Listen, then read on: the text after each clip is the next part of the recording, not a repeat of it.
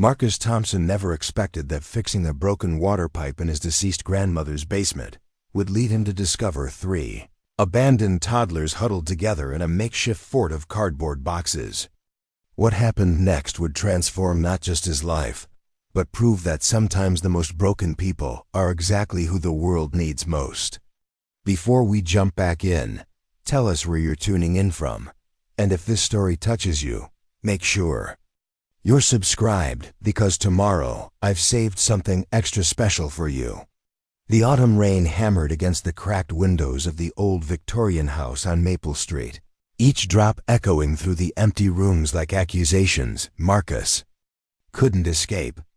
He stood in the doorway of what had once been his grandmother's kitchen, toolbox in one hand, flashlight in the other, staring at the water stain spreading across the ceiling like a dark bruise. 3 months had passed since Eleanor Thompson's funeral, and the house still smelled faintly of her lavender perfume mixed with the mustiness of neglect. Marcus set his toolbox down on the warped linoleum floor and rubbed his face with both hands. At 34, he looked older than his years, stress lines etched deep around his brown eyes, his once broad shoulders now carrying a permanent slump. That spoke of too many sleepless nights and too many unanswered questions. His marriage to Sarah had ended 8 months ago, taking with it not just his wife, but his sense of purpose, his confidence, and most painfully, regular access to his 7-year-old daughter, Emma. The house represented his last chance at stability. His grandmother had left it to him in her will, along with enough debt to make his head spin in repairs that would cost more than he earned in 6 months at the warehouse. But it was free housing, and right now, free was all Marcus could afford. His 1-bedroom apartment had become too expensive after the divorce settlement, and sleeping on his buddy Dave's couch was wearing thin on everyone involved. He clicked on the flashlight and headed toward the basement stairs, each wooden step creaking under his weight like old bones. The basement had always given him the creeps as a kid, with its low ceiling, exposed beams, and corners that seemed to swallow light. His grandmother had used it mostly for storage, and now boxes of her belongings sat stacked everywhere, waiting for him to find the courage to sort through a lifetime of memories. The water pipe problem was getting worse. What had started as a small drip near the water heater had turned into a steady stream that was now pooling on the concrete floor. Marcus couldn't afford a plumber, and YouTube University had become his best friend for home repairs. He'd already watched 17 videos on pipe repair, bought the necessary supplies with money he couldn't really spare, and psyched himself up for what he hoped would be a simple fix. The beam of his flashlight swept across the basement as he made his way toward the water heater. Cardboard boxes labeled in his grandmother's careful handwriting lined the walls. Christmas decorations, Harold's workshop tools, Eleanor's teaching supplies. His grandmother had been a 3rd-grade teacher for 42 years, and apparently, she'd saved everything. The thought of going through it all felt overwhelming, like trying to catalog the contents of someone else's entire life. Marcus set the flashlight on top of a sturdy box and opened his toolbox, pulling out a pipe wrench that had seen better days. The leak was coming from a joint about 4 feet off the ground, right where the main water line connected to the heater. He'd need to shut off the water first, then drain the system before he could even attempt the repair. The shut-off valve was tucked behind a mountain of storage boxes, and he'd have to move half the basement to reach it. He grabbed the first box, labeled Winter Clothes 1987, and hefted it toward an empty corner. It was heavier than expected, and as he set it down, something inside shifted with a sound like breaking glass. He winced, hoping it wasn't something valuable or sentimental. The second box was lighter, filled with what felt like papers or books. As he worked, Marcus found himself falling into a rhythm that was almost meditative. Lift, carry, set down. Lift, carry, set down. For the first time in weeks, his mind wasn't racing with worries about money, about Emma, about the mess his life had become. That's when he heard it. A sound so soft and unexpected that at first he thought he'd imagined it. A whimper, almost like a kitten in distress. Marcus froze, hands still gripping a box of his grandfather's old fishing gear. He held his breath and listened. Nothing but the steady patter of rain against the basement windows and the distant hum of the water heater. Then he heard it again, definitely not a kitten. It sounded almost human, but muffled, as if it was coming from behind something thick. Marcus set down the box and picked up his flashlight, sweeping the beam slowly across the basement. The sound seemed to be coming from the far corner, behind a makeshift wall of stacked boxes that reached nearly to the ceiling. "Hello," Marcus called out, feeling foolish. "Is someone there?" Silence. Maybe it was mice. Old houses were full of mice, and they could make all sorts of strange noises. Or maybe it was the pipes themselves, making sounds he wasn't familiar with. Marcus had learned that old houses spoke in languages most people didn't understand, groaning and settling and whispering secrets to anyone willing to listen. He was about to return to moving boxes when he heard it again, clearer this time. A soft crying sound, definitely human, and definitely coming from behind that wall of storage. Marcus's heart began to race. There couldn't be anyone back there. The basement had been locked up since his grandmother's death, and he had the only key.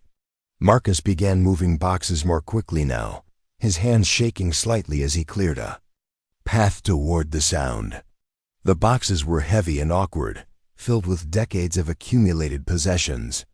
Photo albums, old textbooks, Christmas ornaments wrapped in newspaper from the 1990s. As he worked, the crying sound grew clearer, and with it came the unmistakable sound of children's voices whispering to each other. His flashlight beam finally cut through the gap he'd created, and what Marcus saw made him drop the light entirely. In the furthest corner of the basement, tucked behind what must have been 20 boxes of storage, 3 small children sat huddled together on a pile of old blankets. They looked to be toddlers, maybe 2 or 3 years old, with dirt-streaked faces and clothes that were too big for their tiny frames. They blinked in the sudden light like nocturnal animals caught in headlights, their arms wrapped around each other in a protective embrace. "Oh my God," Marcus whispered, his voice barely audible. The children didn't run. They didn't cry out or call for help. They just stared at him with enormous eyes that held too much knowledge for such young faces. Marcus realized his hands were shaking as he slowly picked up the flashlight, careful not to make any sudden movements that might frighten them further. "Hey there," he said softly, the way he talked to Emma when she was scared after a nightmare. "It's okay. I'm not going to hurt you." The largest of the 3 children, a little girl with tangled brown hair, shifted slightly to put herself between Marcus and the other 2. She couldn't have been more than 3 years old, but there was something protective and fierce in her posture that made Marcus's chest tight with emotion. "Are you okay?" Marcus asked, taking a small step closer. "Are you hurt?" The girl shook her head slightly, never taking her eyes off his face. Behind her, Marcus could see 2 smaller children, twins by the look of them, a boy and another girl. They were holding hands and sharing what looked like a torn piece of bread, their movements slow and deliberate, as if food was precious and not to be wasted. Marcus's mind raced. How long had they been down here? How had they gotten in? Where were their parents? His grandmother had been in a nursing home for the last 6 months of her life, and the house had been empty except for the occasional visit from Marcus to check on things. The basement had been locked, the house secured. None of this made sense. "Can you tell me your names?" Marcus asked, crouching down to make himself less intimidating. The oldest girl whispered something he couldn't quite hear. Marcus leaned closer, and she repeated it. "Lily. Lily," Marcus repeated gently. "That's a beautiful name." Preparing and narrating this story took us a lot of time, so if you are enjoying it, subscribe to our channel. It means a lot to us. Now back to the story. "I'm Marcus." He gestured to the twins behind her. What about them? What are their names? Lily glanced back at the other children, then looked at Marcus with the kind of careful assessment that seemed far too mature for a toddler. "That's Sam," she said, pointing to the little boy. "And that's Rose. They're my brother and sister, triplets." Marcus felt his knees go weak. 3 children, clearly related, clearly alone, clearly in need of help. His mind immediately jumped to the practical concerns: food, water, medical attention, authorities. But something held him back from immediately calling 911. Maybe it was the way they huddled together, or the fierce protectiveness in Lily's eyes, or the careful way they shared their scrap of bread. Whatever it was, Marcus sensed that these children had been through something terrible, and the last thing they needed was to be overwhelmed by strangers in uniforms asking questions they might not be ready to answer. "Are you hungry?" Marcus asked instead. All 3 children nodded, and for the first time, Lily's protective facade cracked slightly. Marcus could see the exhaustion in her small face, the way her shoulders sagged when she thought he wasn't looking directly at her. "Okay," Marcus said, trying to keep his voice calm despite the adrenaline coursing through his veins. "I'm going to go upstairs and get you some food. Will you wait here for me?" Lily nodded again, and Marcus realized she was probably used to waiting, used to hiding, used to taking care of the younger children when no one else would. Marcus backed away slowly, not wanting to startle them, and made his way back through the maze of boxes toward the basement stairs. His mind was spinning with questions and possibilities, none of them good. Child abandonment, abuse, neglect. The children were clean enough that someone had been caring for them recently, but their clothes were ill-fitting, and their faces had the hollow look of kids who'd been hungry for longer than they should have been. In the kitchen, Marcus opened every cabinet and drawer, looking for something appropriate to feed 3 toddlers. His grandmother had been gone for 3 months, and he'd been living on takeout and whatever Dave had in his refrigerator. The cabinets held mostly expired canned goods, stale crackers, and the kinds of foods that old ladies kept on hand for unexpected company that never came. He found a box of crackers that were only slightly stale, some peanut butter that was still good, and 3 juice boxes that had somehow survived his previous raids on the pantry. It wasn't much, but it was something. He also grabbed a bottle of water and some paper towels, figuring the children might need to clean up. Back in the basement, Marcus approached the corner more confidently, though he still moved slowly and kept his voice soft. The children were exactly where he'd left them, though now Sam and Rose had moved closer to Lily, creating a tight circle of protection that broke Marcus's heart. "I brought some food," Marcus said, setting the supplies down just within there. "Reach, crackers and peanut butter. Do you like peanut butter?" All 3 children nodded eagerly, and Marcus realized that hunger was probably overriding their caution. He opened the crackers and spread peanut butter on several of them, handing them over one by one. The children ate quickly but politely, saying thank you in small, whispered voices that suggested someone had taught them manners, even in whatever difficult circumstances they'd come from. As they ate, Marcus studied their faces more carefully. They were clearly siblings, with similar dark eyes and the same stubborn curl to their hair. Lily had a small scar above her left eyebrow, and Sam's right hand had what looked like an old burn mark across the palm. Rose seemed to have trouble with her left leg, favoring it in a way that suggested an injury that hadn't healed properly. "Can you tell me how you got here?" Marcus asked gently. Lily looked up from her cracker, peanut butter smeared across her cheek. "Mama brought us," she said simply. "Where is Mama now?" Lily's face clouded over, and she shrugged in the way children do when they don't understand something or don't want to talk about it. "She went away. She said to wait here and be quiet." Marcus felt a chill that had nothing to do with the basement's temperature. How long ago did she go away? Lily held up 4 fingers, though Marcus wasn't sure if she meant 4 days, 4 weeks, or something else entirely. Time was often an abstract concept for children that young. Have you been down here by yourselves all this time? We're good at being quiet, Sam piped up, speaking for the first time. His voice was barely above a whisper, but there was a note of pride in it that made Marcus want to cry. I'm sure you are, Marcus said. But you don't have to be quiet anymore. And you don't have to hide. The three children exchanged looks, some sort of silent communication passing between them. Finally, Lily asked, Are you going to take us away? The question hit Marcus like a physical blow. These children had been abandoned in a basement, left to fend for themselves with no idea when or if anyone would come back for them, and they were worried about being taken away from the only stability they knew.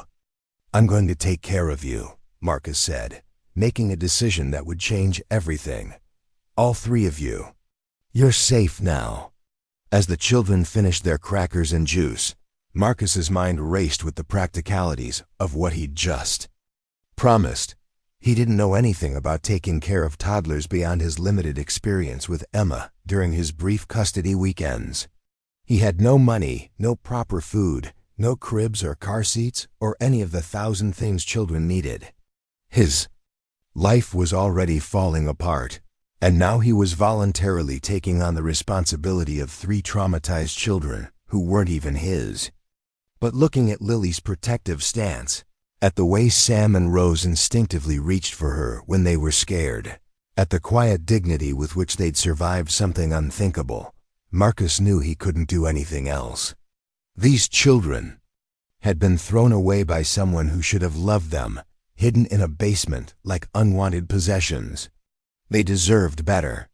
They deserved someone who would fight for them, even if that someone was a divorced warehouse worker who could barely take care of himself.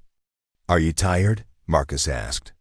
All 3 children nodded, and Marcus realized they'd probably been sleeping on those thin blankets on the concrete floor for days or weeks. The thought made his stomach churn. Okay, he said. We're going to go upstairs where it's warmer. There are real beds up there, and we can get you cleaned up and fed properly. Lily hesitated. What if Mama comes back and we're not here? Marcus's heart broke a little more. If Mama comes back, I'll make sure. She knows where you are. But right now, you need to be somewhere safe and warm. It took some coaxing, but eventually, Marcus managed to convince the children to follow him upstairs.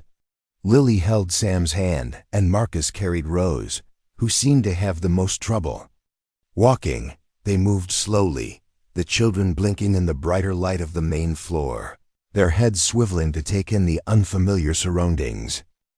The house looked different through their eyes. What Marcus saw as outdated wallpaper and furniture covered in dust sheets, they saw as a palace compared to their basement hiding place.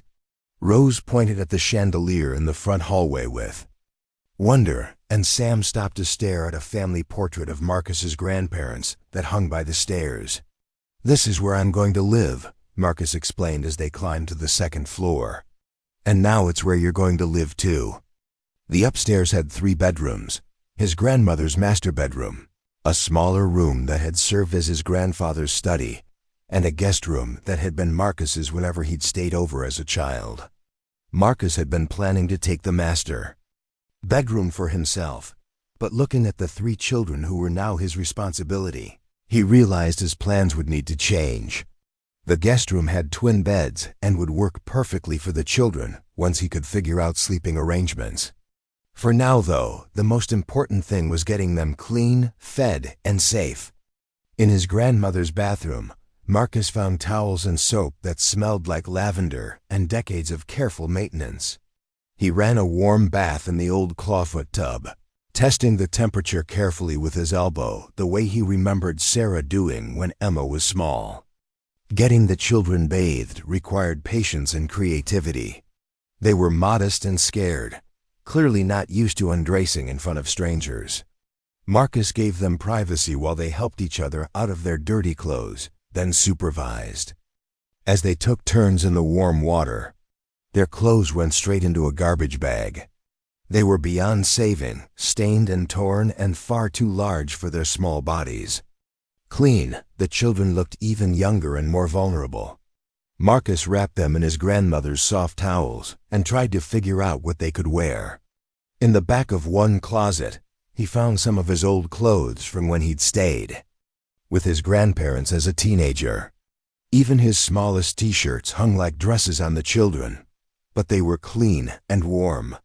Downstairs in the kitchen, Marcus attempted to create a proper meal from the limited supplies available. He found a can of chicken soup that was still good, some crackers, and surprisingly, a loaf of bread in the freezer that thawed quickly in the microwave. It wasn't gourmet, but it was hot and filling, and the children ate with the focused intensity of people who hadn't had a proper meal in far too long. As they ate, Marcus found himself studying their interactions. Lily automatically gave the biggest portions to Sam and Rose, saving the smallest for herself. When Rose dropped her spoon, Sam immediately picked it up and wiped it clean on his oversized shirt before handing it back to her. They moved around each other with the practiced ease of children who had learned to depend on each other for survival. "How old are you?" Marcus asked Lily. She held up 3 fingers. "We're all 3, she said. Mama said we were born on the same day." Triplets who had just turned 3, abandoned by their mother, living in a basement for an unknown period of time. Marcus felt the weight of responsibility settling on his shoulders like a heavy coat. These children would need everything: legal guardianship papers, medical checkups, proper clothes, food, toys, education. They would need stability and patience and love. 3 things Marcus wasn't sure he had enough of to give. But as he watched Rose carefully share her crackers with Sam, and saw the way Lily kept glancing at the kitchen doorway, as if making sure their escape route was clear, Marcus realized that what these children needed most was simply someone who wouldn't abandon them. Someone who would show up every day, who would keep them safe, who would prove through actions rather than words that they mattered. After dinner, Marcus faced the challenge of bedtime. The children were clearly exhausted, but they were also wary of being separated. In the end, Marcus pulled the mattresses off both twin beds in the guest room and arranged them on the floor so all 3 children could sleep together, the way they'd been doing in the basement. He found some blankets in the linen closet and created a cozy nest that seemed to satisfy their need for security. As the children settled in, whispering to each other in voices too low for Marcus to hear, he realized he had no idea what came next. Tomorrow he would have to make phone calls. Child services, police, possibly lawyers. He would have to figure out how to become a legal guardian to 3 children he'd known for less than 12 hours. He would have to find money for food and clothes and medical care. He would have to transform his own chaotic life into something stable enough to support 3 traumatized toddlers. The logical part of his mind told him he was crazy. He should call the authorities tonight, let the system handle it. These children weren't his responsibility, and he was barely keeping his own life together. What did he know about raising triplets? What could he possibly offer them that trained professionals couldn't? But as he sat in the hallway outside their room, listening to their quiet breathing and the occasional whispered reassurance passing between them, Marcus knew he'd already made his choice. These children had been failed by the adult who was supposed to protect them most. They'd been hidden away like shameful secrets, left to survive on their own resources and the fierce love they had for each other. Marcus thought about Emma, about the custody battles and lawyers' fees, and the constant worry that he wasn't good enough, wasn't stable enough, wasn't enough period to be the father she deserved. Maybe that was true. Maybe he was kidding himself about being capable of raising his own daughter, let alone 3 traumatized strangers. But maybe, just maybe, that was exactly why he was the right person for this job. Maybe children who had been thrown away needed someone who understood what it felt like to be discarded. Maybe kids who had learned not to trust adults needed someone who was still learning how to trust himself. As the house settled into nighttime quiet around them, Marcus made himself a promise.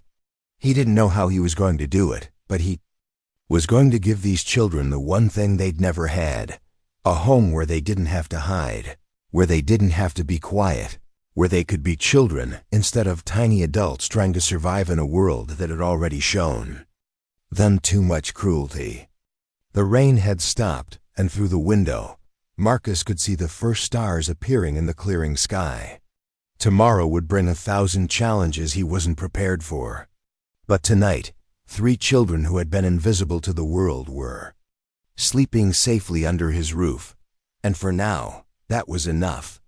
The morning sun filtered through the dusty curtains of Eleanor Thompson's guest room, casting golden streaks across the makeshift bed where 3 small bodies lay curled together like sleeping kittens.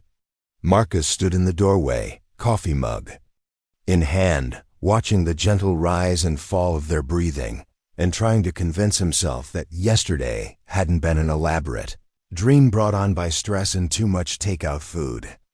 But the evidence was undeniable. Rose's dark curls spilled across the pillow like spilled ink. Sam's thumb had found its way to his mouth sometime during the night, and Lily's arm was stretched protectively across both her siblings even in sleep. The pile of oversized clothes on the floor and the faint smell of lavender soap confirmed what Marcus's logical mind was still struggling to accept. He was now responsible for 3 children he'd known for less than 24 hours. Marcus took a sip of his coffee and winced. It was bitter and too strong, brewed from grounds he'd found in the back of his grandmother's pantry that were probably older than the children sleeping 10 feet away. Everything in this house felt borrowed, temporary, like he was playing house in someone else's life. The reality of his situation was starting to sink in with the weight of concrete settling into his chest. He needed to call someone. Child Protective Services, the police, maybe a lawyer. These children couldn't just disappear from the system without consequences, and Marcus couldn't simply decide to keep them without going through proper channels. But something held him back from reaching for his phone.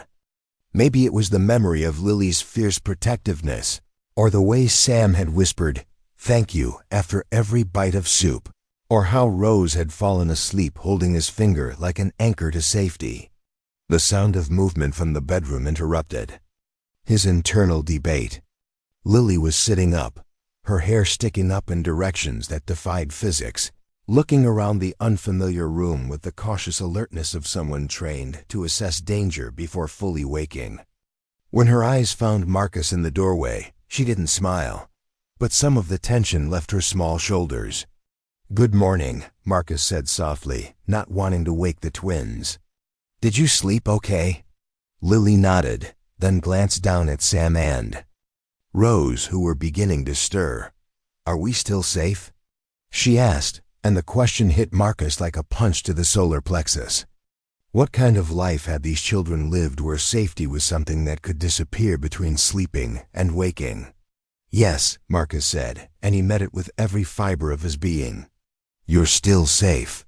You're always going to be safe here." Sam opened his eyes next, blinking slowly in the morning light. When he saw Marcus, he sat up quickly and moved closer to Lily, seeking the comfort of her familiar presence. Rose was the last to wake, and Marcus noticed again how she favored her left leg as she struggled to sit up. "I need to ask you some questions," Marcus said, settling down cross-legged on the floor so he wouldn't tower over them. "About your mama and how you got here. Is that okay?" The children exchanged those silent looks again, that wordless communication. That spoke of shared experiences Marcus could only imagine. Finally, Lily nodded. "What's your mama's name?" Marcus asked. "Jenny," Lily said. "Jenny Marie Caldwell. She told us to remember that in case anyone asked." Caldwell. At least now Marcus had a last name to work with. "And your daddy? Do you know his name?" Lily shook her head. "Mama said he went away before we were born. She said some daddies just can't stay." Marcus felt a familiar pang at those words, thinking of Emma and how often he'd worried that he might be one of those daddies who couldn't stay, couldn't handle the responsibility, couldn't be what his child needed. The irony wasn't lost on him that he was now facing the same fears with 3 children who weren't even his. "Can you tell me about the last time you saw your mama?" Marcus asked gently. Lily's face clouded over, and she reached for Sam's hand. "She was crying," Lily said. "She said bad men were coming, and we had to hide until she could come back for us. She brought us food and blankets and told us to be very, very quiet." "What kind of bad men?" "I don't know. Mama just said they would take us away if they found us, and we had to stay hidden no matter what. Even if we got scared or hungry or lonely." Marcus felt sick.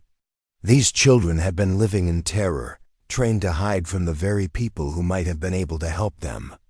Whatever situation their mother had been in, it had been desperate enough for her to abandon her children in a basement rather than risk them being found. "How did you get food and water?" Marcus asked. "Mama left us lots," Sam piped up. "Crackers and juice boxes and peanut butter, but it ran out yesterday." Yesterday. These children had been down to their last scraps of food when he'd found them. If he hadn't decided to fix that water pipe, if he'd put off the repair for another week or 2, what would have happened to them? "Did your mama say anything else? About when she might come back, or where she was going?" Lily shook her head, and Marcus could see tears starting to gather in her eyes. "She just said to be good and wait for her. She always comes back. She has to come back." The faith in her voice was heartbreaking. These children had been abandoned in most literal sense, but they still believed their mother would return for them. Marcus realized he was going to have to be very careful about how he handled their eventual understanding that Jenny Caldwell might never come back. Rose spoke for the first time that morning, her voice so quiet Marcus had to lean forward to hear her. "My leg hurts." Marcus looked down at the leg Rose had been favoring and felt his stomach drop. Through the oversized t-shirt she was wearing, he could see that her left thigh was swollen and discolored. How had he missed that last night? "Can you show me where it hurts, sweetheart?" Rose pointed to a spot just above her knee, and when Marcus gently rolled up the shirt, he could see what looked like an old injury that had never been properly treated. The skin was mottled with fading bruises, and there was swelling that suggested possible infection. "We need to get you to a doctor," Marcus said, trying to keep the alarm out of his voice. "No doctors," Lily said quickly, moving to put herself between Marcus and Rose. "Mama said no doctors, no police, no grown-ups. They asked too many questions." Marcus sat back on his heels, realizing he was caught between the children's trained fear of authority and Rose's obvious need for medical attention. "Honey, Rose is hurt. She needs someone to look at her leg and make sure it heals properly." "I can take care of her," Lily insisted. "I always take care of them." Looking at this 3-year-old girl who had somehow managed to keep her siblings alive in a basement, Marcus believed her. But taking care of each other shouldn't be a 3-year-old's job, and a swollen, infected leg wasn't something that could be treated with determination and love alone. "I know you can take care of them," Marcus said carefully. "You've done an amazing job. But sometimes grown-ups need help from other grown-ups, just like sometimes kids need help from grown-ups. I want to take Rose to a doctor who can help her leg feel better, and I'll stay with her the whole time. No one is going to take you away from each other." It took 20 minutes of gentle persuasion and several promises that Marcus wasn't sure he could keep, but eventually the children agreed to let him take Rose to get medical attention. The logistics were immediately overwhelming. Marcus didn't have car seats, and he couldn't legally transport the children without them. He didn't have identification for them, medical insurance, or even proof that he had any right to make medical decisions on their behalf. His first call was to his buddy, Dave, who answered on the third ring with a groggy, "This better be important, man." "Dave, I need to borrow your nephew's car seats." All 3 of them. There was a pause. Marcus, you know Emma's only 1 kid, right? And she's 7. She doesn't need 3 car seats. It's complicated. Can you bring them over?" "And maybe Some kids' clothes, if you can find any. What kind of trouble are you in now? Marcus looked through the doorway at the 3 children who were whispering together on their makeshift bed. The good kind, I think. I hope. Just trust me, okay? Dave arrived an hour later with car seats, a bag of clothes his sister-in-law had outgrown, and enough questions to fill a phone book. Marcus met him on the front porch, hoping to avoid having to explain the situation until he had a better handle on it himself. "Marcus, what the hell is going on?" Dave asked, setting down the car seats and crossing his arms. "You look like you haven't slept, and you're asking for 3 car seats, like you suddenly sprouted a couple extra kids overnight." "Something like that," Marcus said. "I found some children who needed help. I'm taking them to get medical attention." "Found them where? And whose children are they?" Marcus rubbed his face, feeling the weight of the last 24 hours settling into his bones. "I don't know whose they are, not really. Their mother abandoned them. They've been living in my grandmother's basement." Dave stared at him for a long moment. "Please tell me you've called the police." "Not yet." "Marcus, you can't just find 3 random kids and decide to keep them. That's not how it works. There are laws, procedures, systems in place for this kind of thing." "I know that," Marcus snapped, then immediately felt bad for taking his stress out on his friend. "I know the system, Dave. I'm living through it with Emma right now. Family, court, custody evaluations, social workers who decide whether I'm fit to see my own daughter twice a month. You think I want to throw 3 traumatized toddlers into that meat grinder?" Dave's expression softened.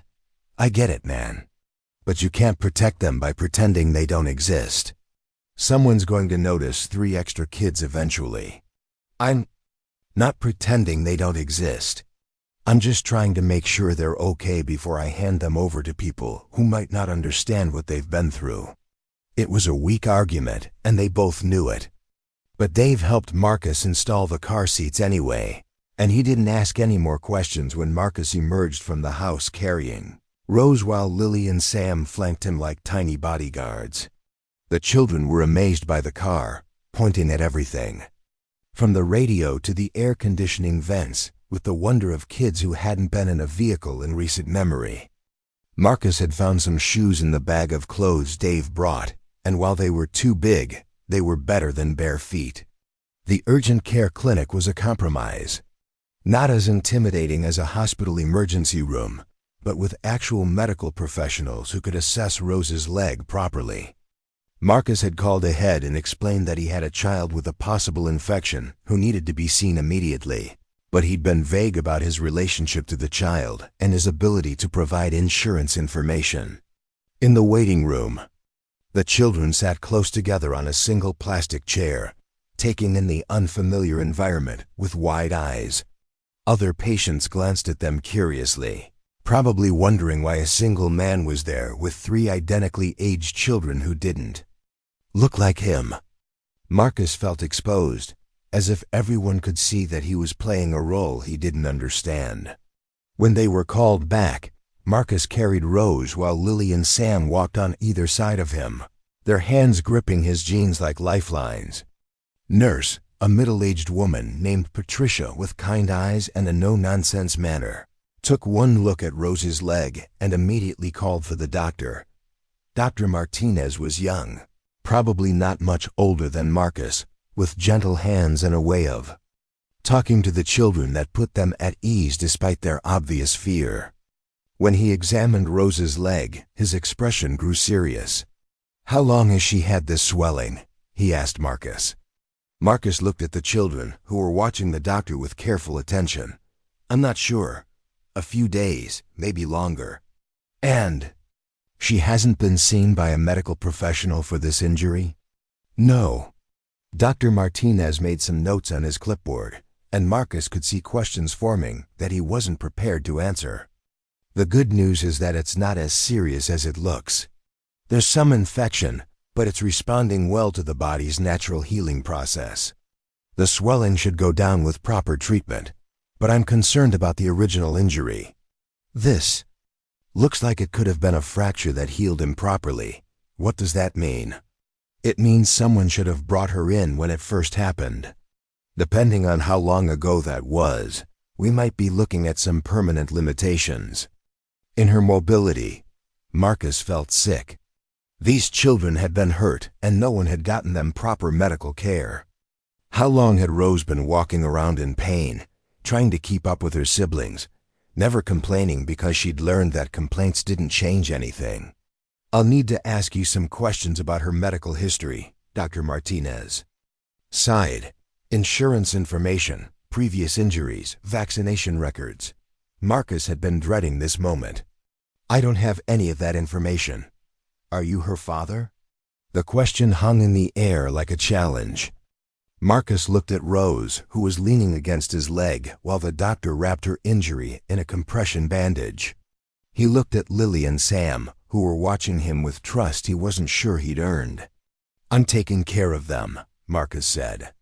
Finally, Dr. Martinez studied his face for a moment, then glanced at the children. Whatever he saw there seemed to satisfy him, at least temporarily. Rose is going to need antibiotics for the infection, and I want to see her again in a week to make sure everything is healing properly. In the meantime, keep the leg elevated when possible, and bring her back immediately if the swelling gets worse or if she develops a fever. He wrote out a prescription and handed it to Marcus along with a sheet of aftercare instructions. Mr. Thompson, I have to ask. These children show signs of neglect. As a medical professional, I'm required to report suspected abuse or abandonment to the proper authorities. Marcus's heart stopped. He'd known this moment would come, but he hadn't prepared for how it would feel to watch his fragile new family potentially slip away before it had even had a chance to form. I understand, Marcus said. But please, before you make any calls, can you give me 24 hours? These children have been through something traumatic, and I want to make sure they're in a stable situation before the system gets involved. Dr. Martinez looked at the children again, taking in their clean clothes, their obvious attachment to Marcus, the way they stood close to him without fear. 24 hours, he agreed. But after that, I have to follow protocol. The pharmacy was another challenge. The antibiotics for Rose cost more than Marcus had in his checking account, and his credit card was already maxed out from divorce expenses and the costs of trying to get the house habitable. He stood at the counter, looking at the total on the screen and trying to figure out which bill he could skip paying this month to cover the medication. Is there a problem? The pharmacist asked. Marcus was about to ask if they had a payment plan when he felt a small hand slip into his. Lily was standing beside him, looking up at the pharmacist with the serious expression she seemed to wear like armor. The medicine is for my sister, she said. She's hurt and needs it to get better. The pharmacist's expression softened as she looked down at Lily. Well, we definitely want your sister to get better, she said. She typed something into her computer, then smiled. You know what? It looks like there's a discount program for this medication that brings the price down quite a bit. Marcus knew there was no such program, but he wasn't about to argue with kindness. He paid the reduced amount and silently vowed to find a way to pay the pharmacist back when he could. Back at the house, Marcus found himself facing the reality of caring for 3 children with no experience, no resources, and no idea what came next. The children needed proper clothes, toys, beds of their own, structure, routine, and about 1,000 other things Marcus couldn't afford and didn't know how to provide. But they also needed lunch, and that was something Marcus could handle.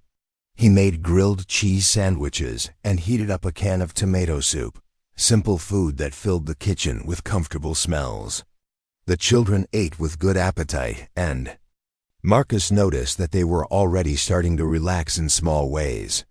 Sam giggled when Marcus accidentally flipped a sandwich too enthusiastically, and it landed on the floor. Rose smiled when Marcus gave her an extra slice of cheese.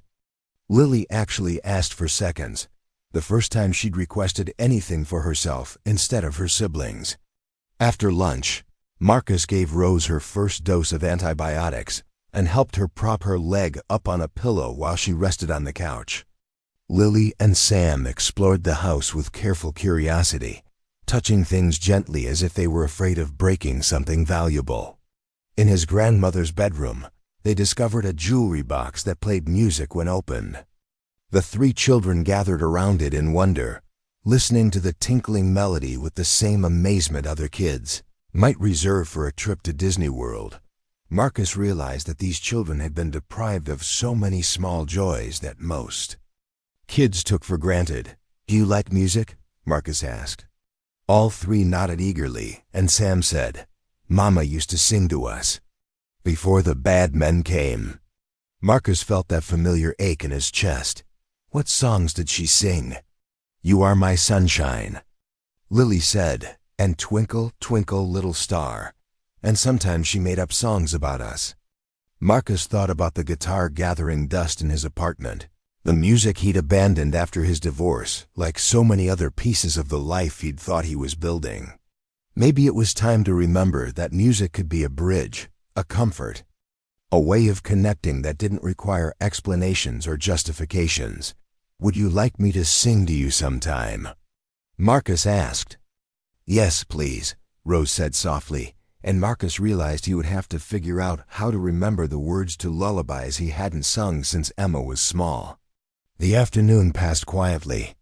Marcus called his supervisor at the warehouse and explained that he was dealing with a family emergency and needed a few days off. It wasn't technically a lie, though he doubted his boss would understand if he tried to explain the real situation.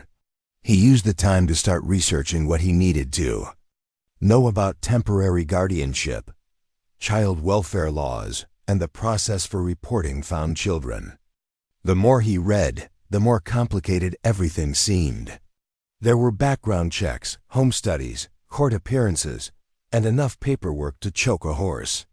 The system was designed to protect children, but it was also designed to move slowly and carefully, with multiple layers of oversight and evaluation.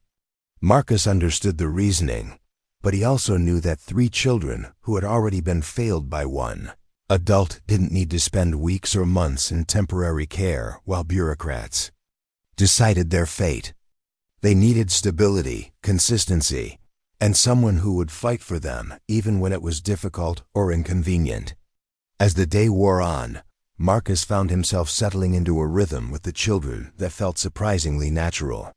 When Rose needed to use the bathroom, he helped her navigate the stairs with her sore leg. When Sam spilled juice on his borrowed shirt, Marcus found him a clean one without making a big deal about the accident. When Lily asked if she could help with dinner, Marcus let her stand on a chair beside the stove and stir the spaghetti sauce, even though it would have been faster and easier to do it himself. Dinner was simple: spaghetti with jarred sauce, garlic bread made from frozen bread and butter packets from takeout restaurants, and apple slices that were only slightly soft. But the children ate like it was a feast, and Marcus realized that consistency mattered more than gourmet cooking.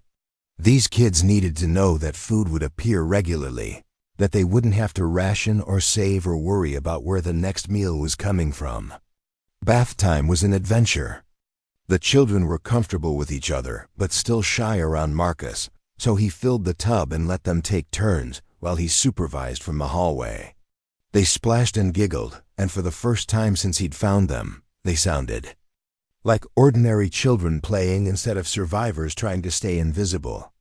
Getting them ready for bed, Marcus faced the reality that he had no idea what 3-year-olds were supposed to wear to sleep. His grandmother's house didn't exactly have a children's clothing department, and the borrowed clothes from Dave's sister-in-law were mostly day wear. In the end, Marcus found some of his own t-shirts that were clean and soft from years of washing, and the children wore them like nightgowns. They wanted to sleep together again, all three on the same mattress, and Marcus didn't have the heart to insist on separate beds. Instead, he arranged pillows and blankets to make sure they were comfortable, and he sat in the chair by the window while they settled in. "Marcus," Lily's voice was small in the darkened room. "Yes, sweetheart? Are you going to stay?" The question was simple, but Marcus understood all the weight behind it. These children had learned that adults could disappear without warning, that promises could be broken, that even mothers could walk away and never come back. "I'm going to stay," Marcus said. "I'm not going anywhere." What if the bad men come? Marcus thought about that for a moment. He didn't know who the bad men were in their mother's mind, or whether they were real threats or paranoid fears, born of desperation. But he knew that these children needed to feel safe before they could begin to heal. "Then I'll protect you," Marcus said. "All three of you. That's what families do." "Are we a family?" Sam asked, his voice muffled by the pillow he'd pulled over his head. Marcus felt something crack open in his chest, a space he hadn't realized was closed. "If you want to be." There was whispering between the children, too quiet for Marcus to hear. Finally, Lily spoke for all of them. "We want to be." After the children were asleep, Marcus sat in the kitchen with a cup of coffee and tried to make sense of what had happened to his life in the space of 2 days, 48 hours ago. He'd been a divorced warehouse worker sleeping on his buddy's couch and seeing his daughter every other weekend. Now he was the primary caregiver for 3 traumatized toddlers he'd found in a basement, and he was making promises about family and protection that he had no legal right to make. The smart thing would be to call child services in the morning. Let the professionals handle it. These children deserved trained foster parents who knew what they were doing, who had resources and experience and proper bedrooms with matching furniture. But Marcus thought about the way Rose had fallen asleep holding his hand, and how Sam had started humming while he brushed his teeth, and the fierce pride in Lily's voice when she'd told the pharmacist that the medicine was for her sister. These children had survived abandonment and neglect through their love for each other, and they were starting to extend that circle of trust to include him. Maybe that was worth fighting for. Maybe love and determination were more important than experience and resources. Maybe 3 children who had learned too early that the world was dangerous needed someone who was still learning how to be brave enough to fight for them. Marcus finished his coffee and checked on the children one more time before going to bed. They were still curled together, breathing peacefully in the security of clean sheets and full bellies, and the knowledge that someone was watching over them. Tomorrow would bring new challenges, difficult conversations, and decisions that would affect all their lives. But tonight, they were home. The 3rd morning brought unexpected visitors and Marcus's first real test as an improvised guardian. He was in the kitchen making breakfast, watching Rose carefully navigate the stairs with her bandaged leg, while Lily and Sam raced ahead to claim their spots at the small dining table, when the doorbell rang with the sharp insistence of authority.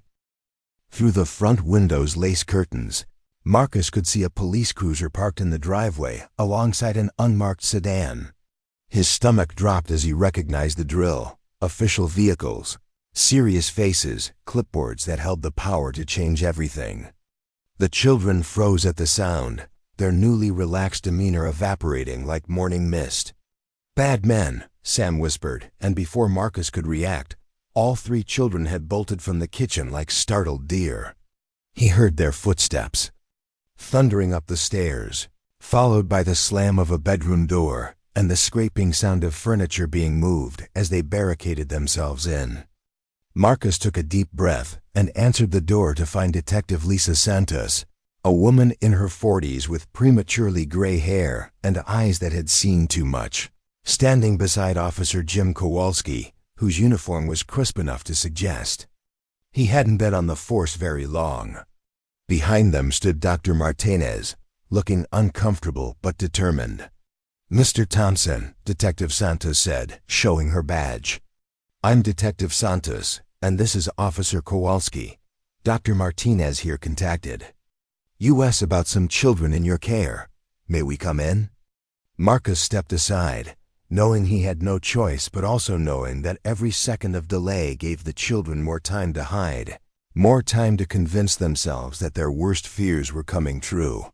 "They're upstairs," he said. "They're scared." Detective Santos nodded, her expression softening slightly. Dr. Martinez explained the situation as he understood it. "We're not here to cause problems, Mr. Thompson. We just need to make sure the children are safe and determine the best way to proceed." They settled in the living room, Marcus perched on the edge of his grandmother's old sofa while the officials arranged themselves across from him like a tribunal. The morning light streaming through the windows felt harsh and exposing, highlighting the dust motes dancing in the air and the fact that Marcus was wearing yesterday's clothes because he'd given his clean shirt to Sam after another juice box incident. "Why don't you start from the beginning?" Detective Santos said, pulling out a notebook. "How did you come to have 3 children in your care?" Marcus told the story as simply as he could, finding them in the basement, their mother's abandonment, his decision to care for them rather than immediately calling authorities. As he spoke, he watched the officials' faces for signs of judgment or disbelief, but Detective Santos simply took notes while Officer Kowalski looked around the house with the assessing eye of someone trained to notice details. "And you have no idea how long they were down there?" Detective Santos asked. "Lily says 4 days, but I'm not sure she has a clear understanding of time. Could have been longer." "The children told you their mother's name is Jenny Caldwell, Jenny Marie Caldwell." Lily was very specific about the middle name. Detective Santos made more notes. "We ran the name through our system. There are several Jenny Caldwells in the state, but none with outstanding warrants or missing persons reports. We'll need to expand the search, check with other states, see if we can track down any family members or previous addresses." Dr. Martinez leaned forward. "The children show clear signs of neglect, but also evidence of recent care. Someone was feeding them, keeping them clean, at least until very recently. And their attachment to Mr. Thompson suggests they feel safe with him." Officer Kowalski spoke for the first time. "Mr. Thompson, do you have any experience with child care? Have you been through background checks, home studies, anything that would qualify you as a temporary guardian?" "I have a daughter," Marcus said. "Emma. She's 7. I see her every other weekend." The pause that followed felt loaded with unspoken questions about why Marcus only saw his daughter twice a month, what that said about his fitness as a parent, whether someone who couldn't maintain custody of his own child should be trusted with 3 vulnerable strangers. "The normal procedure," Detective Santos said carefully, "would be to place the children in emergency foster care while we investigate their situation and locate family members. The state has qualified families who specialize in caring for traumatized children." Marcus felt something cold and desperate rising in his chest. "They've been abandoned once already. They're just starting to trust again. If you move them now, you'll undo everything." "Mr. Thompson, I understand your concern, but we have protocols for a reason. These children need professional care, people who are trained to handle trauma, who have the resources to provide proper support." "What they need," Marcus said, surprised by the firmness in his own voice, "is consistency. They need someone who won't disappear when things get complicated or inconvenient. They need someone who sees them as children instead of cases." Detective Santos studied his face for a long moment. "You understand that if we allow you to continue caring for them temporarily, there will be conditions. Background checks, home inspections, regular visits from social services. You'll need to prove that you can provide a stable environment." "I understand. And if we find family members who want custody, or if our investigation reveals that you're not suitable as a guardian, the children will be removed." Marcus nodded, though the thought of losing them now felt like anticipating surgery without anesthesia. "There's also the matter of legal guardianship," Officer Kowalski added. "You can't enroll them in school, make medical decisions, or travel with them without proper documentation. You'll need to file for emergency custody through family court." The list of requirements felt overwhelming, but Marcus focused on the important part: They weren't taking the children away immediately. He had time to prove himself, time to show that love and determination could be enough. "Can I go get them?" Marcus asked. "They're hiding upstairs, and they're probably terrified." Detective Santos nodded. "We'd like to speak with them, just to make sure they're okay and get their version of events." "But yes, go ahead." Marcus climbed the stairs slowly, giving the children time to hear him coming. He found them in the guest room, all three squeezed into the narrow space between the bed and the wall, with the dresser pushed against the door as a barricade. They looked up at him with wide, frightened eyes, and Marcus's heart broke a little more. "It's okay," he said softly, sitting down on the floor at their level. "The people downstairs aren't bad men. They're police officers and they want to make sure you're safe." "Are they going to take us away?" Lily asked, her voice barely above a whisper. Marcus chose his words carefully. "They want to talk to you and make sure you're okay. But I told them that you're staying with me, and they said that was all right for now." "For now?" Sam picked up on the qualifier immediately. "There are some things I have to do, some papers I have to fill out, to make it official that you live here. But yes, you're staying with me." It took 20 minutes of coaxing and several promises that Marcus would stay with them the whole time, but eventually, the children agreed to come downstairs. They moved as a unit, Lily in front, the twins flanking Marcus like tiny bodyguards, ready to protect him as much as he was protecting them. Detective Santos had clearly dealt with traumatized children before. She crouched down to their level, spoke in a gentle voice, and asked simple questions that didn't push too hard for details the children weren't ready to share. The children confirmed their names, their ages, and the basic story about their mother bringing them to the basement and telling them to wait. "Do you like staying with Marcus?" Detective Santos asked. All three children nodded emphatically, and Rose surprised everyone by adding, "He sings to us." Dr. Martinez examined Rose's leg again, noting that the swelling had gone down and the infection seemed to be responding to the antibiotics. He scheduled a follow-up appointment for the next week and gave Marcus detailed instructions about wound care and signs to watch for. Before they left, Detective Santos handed Marcus a business card and a stack of paperwork. "This is the contact information for family services. You'll need to call them today and start the emergency custody process." The paperwork explains what you'll need to provide: background checks, financial statements, character references, proof that you can provide adequate housing and care. Marcus looked at the forms, noting requirements for everything from fire extinguishers to detailed budgets showing how he planned to support 3 additional dependents. It felt like preparing for a test he'd never studied for, with stakes he couldn't afford to lose. "How long do I have?" Marcus asked. "The initial emergency custody hearing should be within 2 weeks. That will give you temporary legal authority to care for them while the investigation continues." "But Mr. Thompson," Detective Santos paused, "I want you to understand that this is just the beginning. Full custody proceedings can take months or years, especially if family members come forward. And if Child Services determines that the children would be better served in traditional foster care, they have the authority to make that recommendation to the court."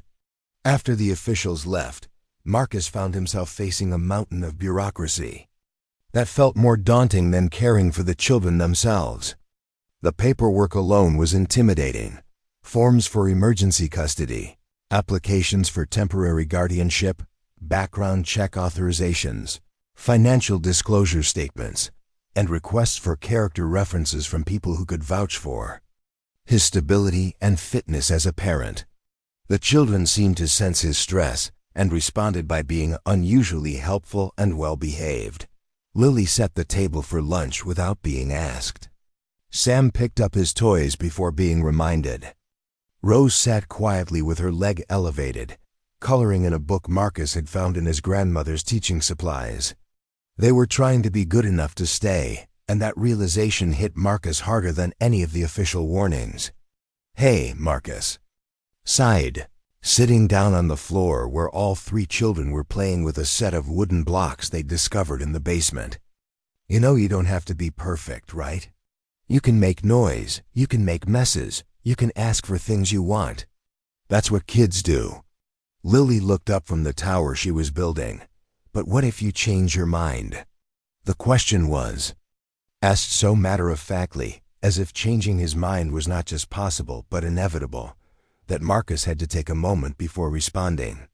"I'm not going to change my mind," he said. "But even if I did, even if I was the kind of person who gave up when things got hard, it wouldn't be because you weren't good enough. It would be because I wasn't good enough. Do you understand the difference?" The children exchanged those looks again, processing information they shouldn't have needed at 3 years old. Finally, Sam knocked over his block tower with deliberate enthusiasm, scattering wooden pieces across the hardwood floor with a satisfying crash.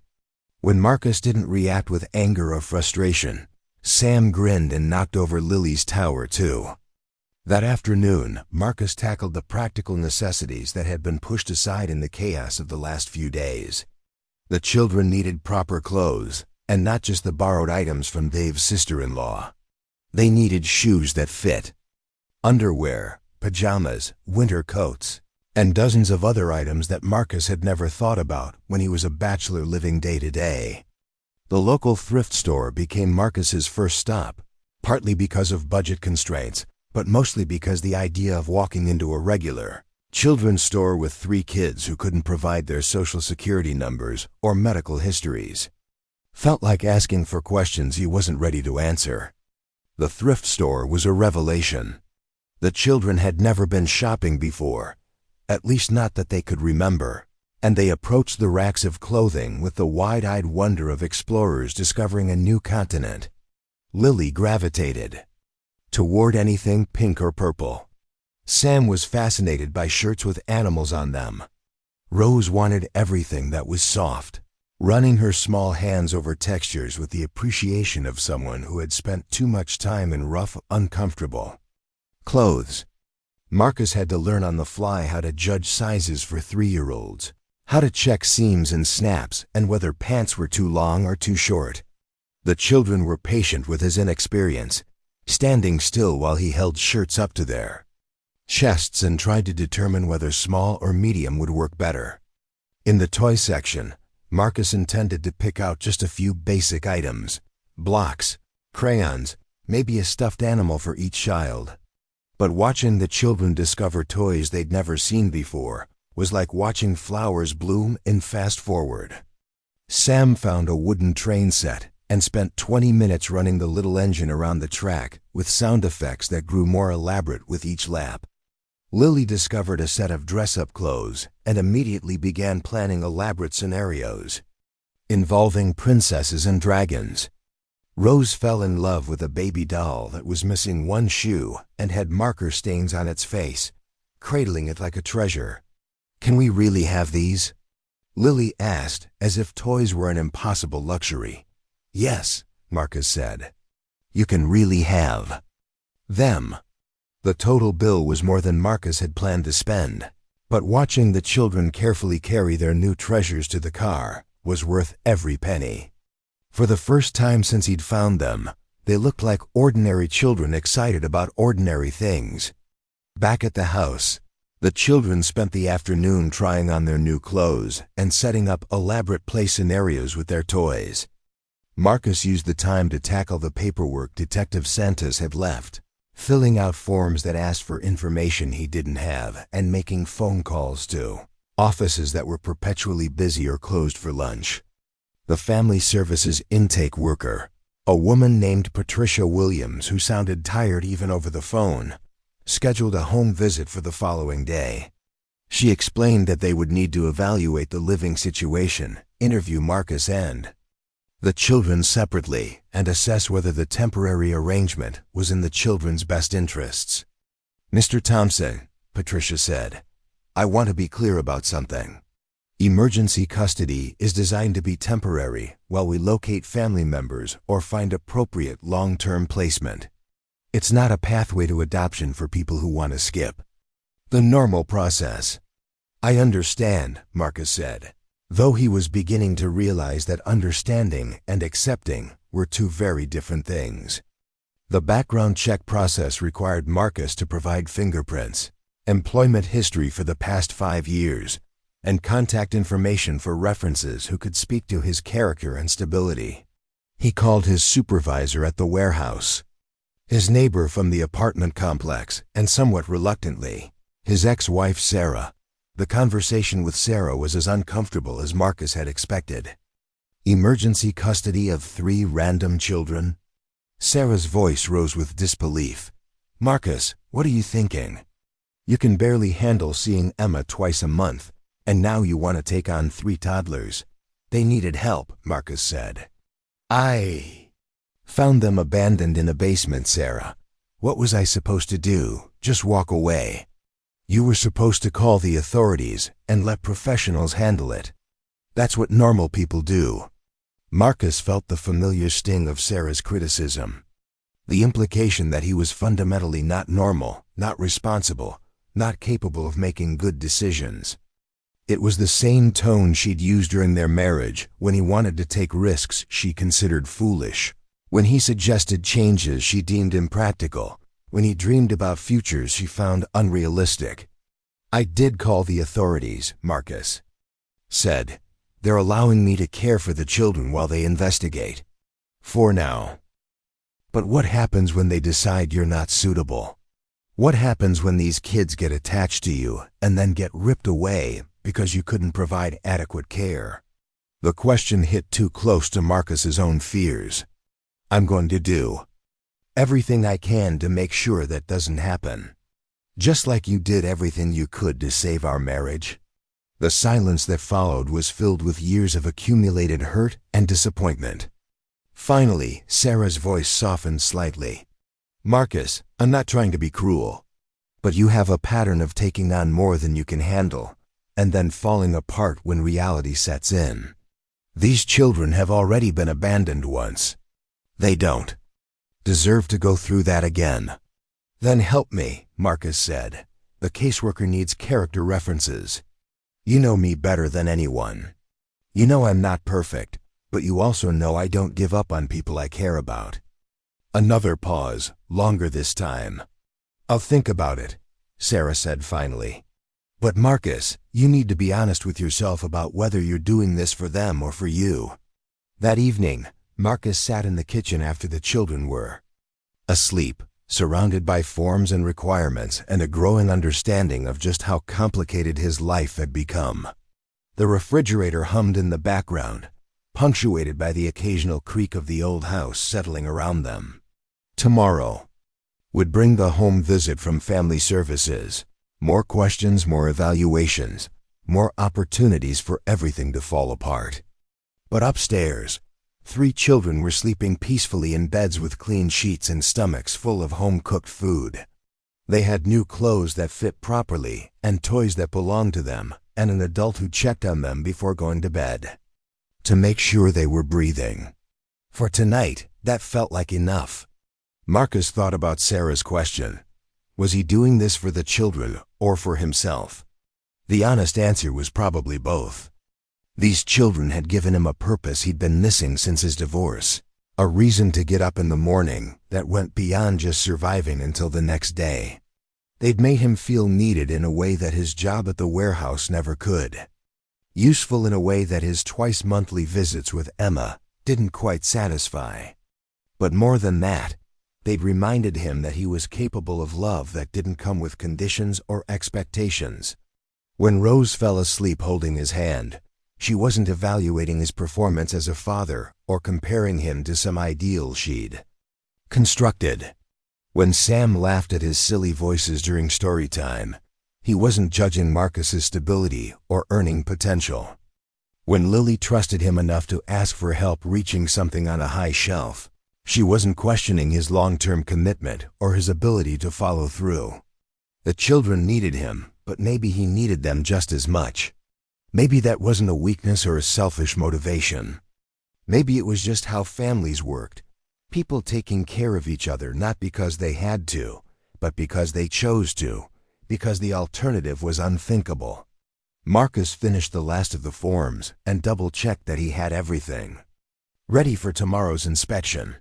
He'd bought a fire extinguisher and smoke detector batteries. He'd child-proofed the cabinets and put safety latches on the bathroom door. He'd created a household budget that showed how he planned to stretch his warehouse salary to cover 3 additional people, even though the math was optimistic at best. On paper, he was probably not the ideal candidate for emergency custody. He was a divorced man with limited income, no experience with traumatized children, and a 1-bedroom apartment he couldn't afford to keep.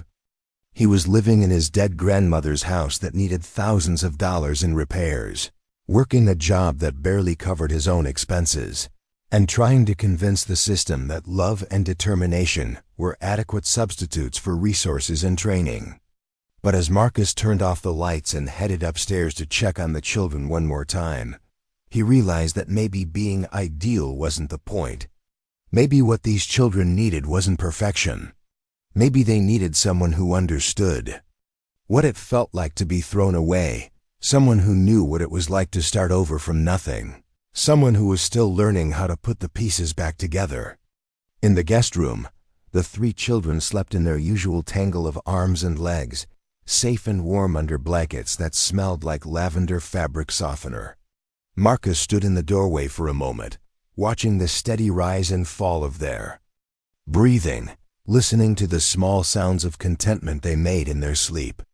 Tomorrow would bring new challenges, new tests, new opportunities for everything to go wrong. But tonight, they were home, and that was worth fighting for. The moment Marcus had been dreading arrived on a gray Thursday morning when Patricia Williams from Family Services pulled into the driveway in a beige sedan that screamed government efficiency. Through the kitchen window, Marcus watched her gather a briefcase and clipboard before walking toward the front door with the measured pace of someone who had conducted thousands of these evaluations and knew exactly what to look for. The children sensed the tension immediately. They had been eating breakfast when the car arrived, chattering about the cartoon they'd watched that morning and arguing good-naturedly over who got the last piece of toast. But as soon as Marcus tensed at the window, their voices dropped to whispers and their movements became careful and deliberate, the way they'd been in the basement when survival depended on staying invisible. "Remember what we talked about," Marcus said softly, crouching down to their level. "Ms. Williams just wants to make sure you're safe and happy. Answer her questions honestly, but you don't have to be scared. I'll be right here the whole time." Lily nodded solemnly, but Marcus could see the worry in her dark eyes. She had taken on the role of protector for her siblings, and the arrival of another official adult clearly triggered all her instincts to shield Sam and Rose from potential threats. Patricia Williams was exactly what Marcus had expected, a woman in her 50s with graying hair pulled back in a practical bun, wearing a navy blue suit that was professional without being intimidating. Her handshake was firm, her smile polite but reserved, and her eyes took in everything from the cleanliness of the entryway to the condition of Marcus's clothes to the way the children positioned themselves slightly behind him when she entered. "Mr. Thompson," she said, pulling out a tablet and stylus. "Thank you for accommodating this visit. I know it can feel intrusive, but these evaluations are essential for ensuring the children's welfare." They settled in the living room, Marcus on the sofa with the children arranged around him like satellites. Patricia chose the armchair across from them, close enough to observe interactions, but not so close as to make the children uncomfortable. Marcus noticed how she took note of everything: the toys scattered on the coffee table, the children's new clothes, the way Rose automatically reached for his hand when she was nervous. "Let's start with some basic questions about the living arrangement," Patricia said, stylus poised over her tablet. "How long have the children been in your care? And what prompted you to take responsibility for them?" Marcus told the story again, the version that was becoming familiar through repetition: finding them in the basement, their mother's apparent abandonment, his decision to care for them rather than immediately involving authorities. As he spoke, Patricia made notes and occasionally asked for clarification about timelines or specific details. And you had no prior relationship with these children or their mother? None. I'd never seen them before that day.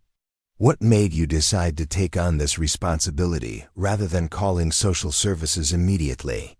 Marcus paused, trying to find words that wouldn't sound naive or irresponsible. They'd already been abandoned once. They were terrified and traumatized, and I thought the most important thing was making sure they felt safe before involving more strangers in their lives. Patricia's expression remained neutral, but Marcus caught a flicker of something that might have been approval. Tell me about your background with children. You mentioned you have a daughter? Emma. She's 7. I see her every other weekend. And one evening during the week. And the custody arrangement? Why is it limited? Marcus felt the familiar sting of having to explain his failures as a husband and father to yet another professional evaluator. My ex-wife and I divorced 8 months ago.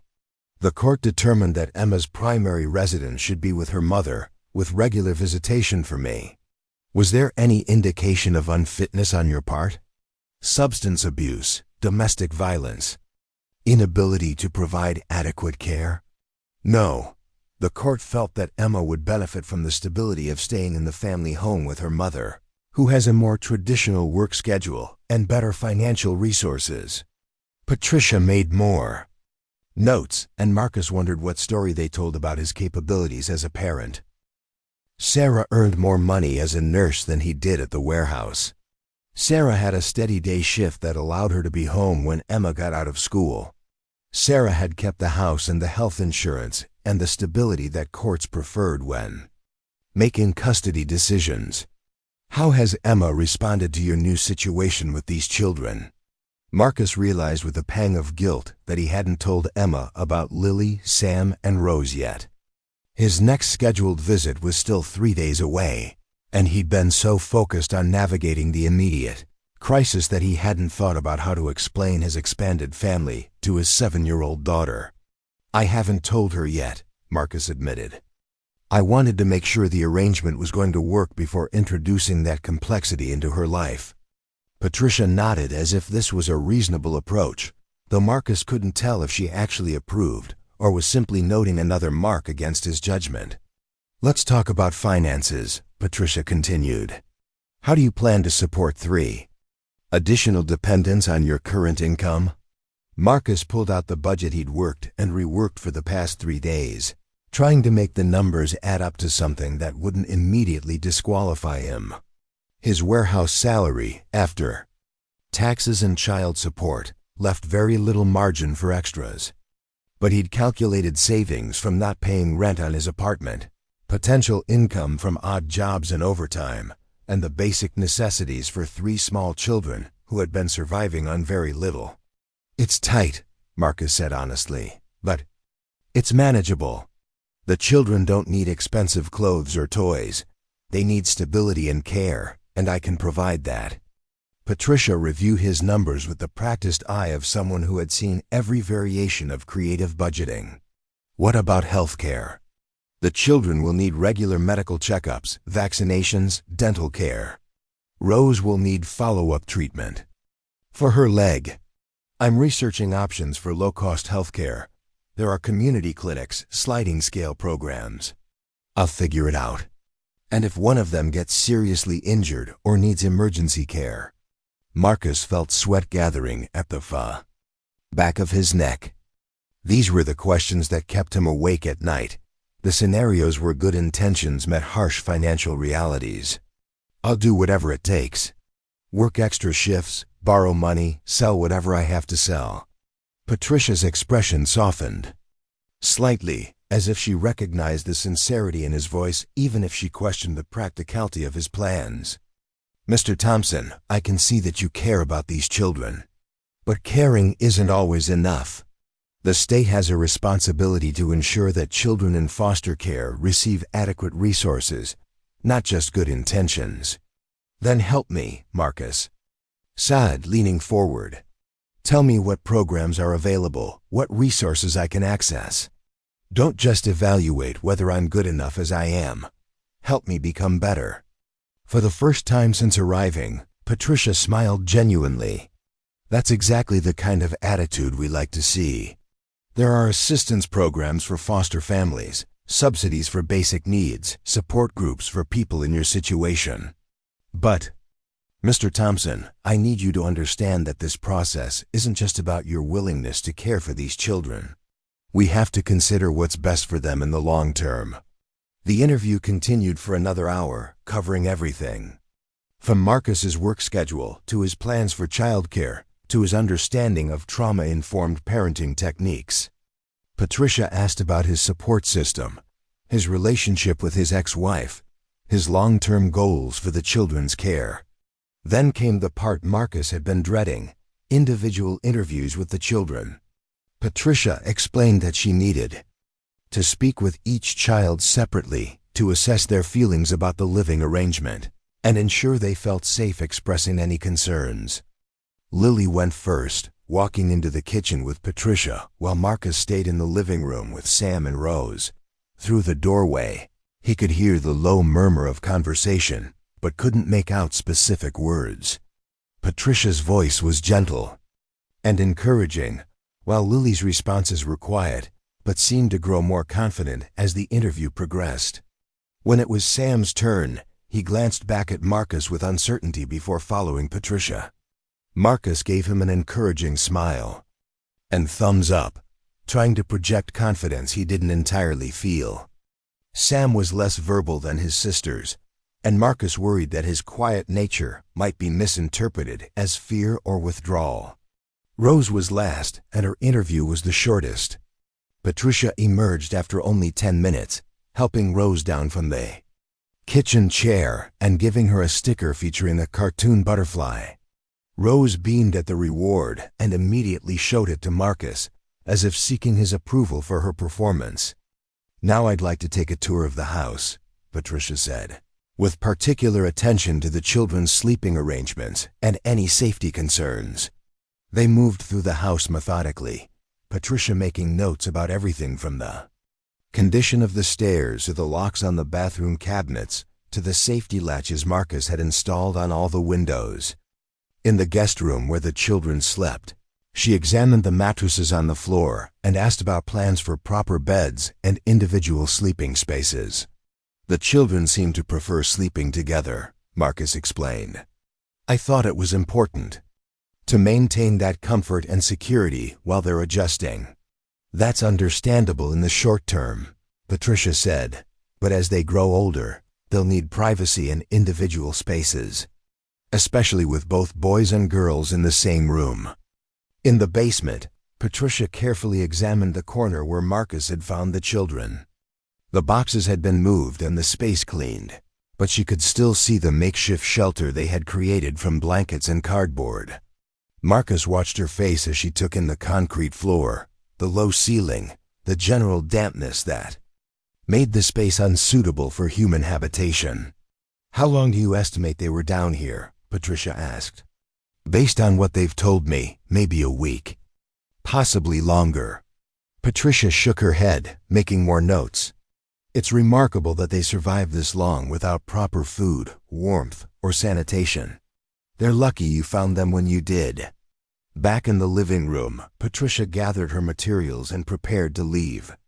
"Mr. Thompson, I want to be honest with you about my assessment. The children are clearly bonded to you, and they show signs of healing from their traumatic experience. You've provided them with clean clothes, adequate food, medical care, and emotional support. Those are significant positives." Marcus felt a flutter of hope, but Patricia's expression suggested there was more to come. "However," she continued, "there are concerns about your long-term ability to provide for 3 children. Your financial situation is precarious, your housing situation is temporary, and you have no formal training in caring for traumatized children. Additionally, we still haven't located any family members who might be appropriate guardians. What does that mean for the custody hearing? It means the judge will have to weigh the children's obvious attachment to you against the practical realities of your situation. I'll be recommending temporary custody with intensive supervision and support services. But Mr. Thompson, you need to understand that this is just the beginning of a very long process. After Patricia left, Marcus felt drained and anxious, as if he'd just taken a final exam for a class he'd never attended. The children sensed his mood and clustered around him on the sofa, offering wordless comfort in the way they'd learned to. Support each other through difficult times. Did we do good? Lily asked, and Marcus realized she'd been carrying the weight of responsibility for her siblings' behavior throughout the entire evaluation. You did perfect, Marcus assured her. All three of you, I'm proud of how brave you were. That afternoon brought an unexpected visitor that changed everything. Marcus was in the kitchen making lunch when he heard a car door slam in the driveway, followed by the sound of high heels clicking up the front walkway. Through the window, he saw a woman in her 30s with bleached blonde hair and dark sunglasses, carrying a purse that looked expensive and out of place in the rural setting. The doorbell rang with sharp impatience, and Marcus opened the door to find himself face to face with someone who could only be the children's mother. She had the same dark eyes as Lily, the same stubborn curl to her hair as Sam, the same delicate bone structure as Rose, but where the children radiated innocence and resilience, this woman carried an air of desperation barely held in check. You must be the man who found my children, she said without preamble. I'm Jennifer Caldwell. I've come to take them home. Marcus felt the bottom drop out of his world. In the background, he heard the children's voices go silent, followed by the sound of running feet and slamming doors as they raced upstairs to hide. Jennifer pushed past him into the house, her eyes scanning the living room as if cataloging evidence. Where are they? She demanded. Where are Lily, Sam, and Rose? They're upstairs, Marcus said, trying to keep his voice calm despite the adrenaline coursing through his system. They're scared. Maybe you should sit down and we can talk about this. There's nothing to talk about, Jennifer snapped. They're my children. I came back for them just like I promised I would. You left them in a basement for over a week with no heat, no proper food, no way to call for help if something went wrong.